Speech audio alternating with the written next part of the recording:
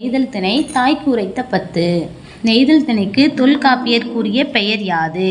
பெருமணல் உலகம். நெய்தல் திணைக்கு தொல்காப்பியர் கூறிய பெயர் பெருமணல் உலகம். நெய்த நிலத் தெய்வம் யாது? வருணன். நெய்தல் நிலத் தெய்வம் வருணன். நெய்தலின் முதற்பொருள் யாது? முதற்பொருள் என்பது நிலமும் பொழுதும்.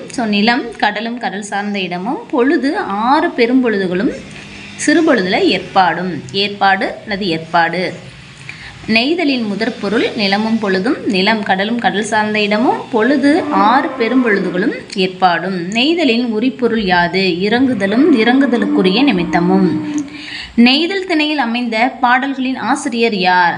அம்மூவனார். நெய்தல் திணையில் அமைந்த பாடல்களின் ஆசிரியர் அம்மூவனார்.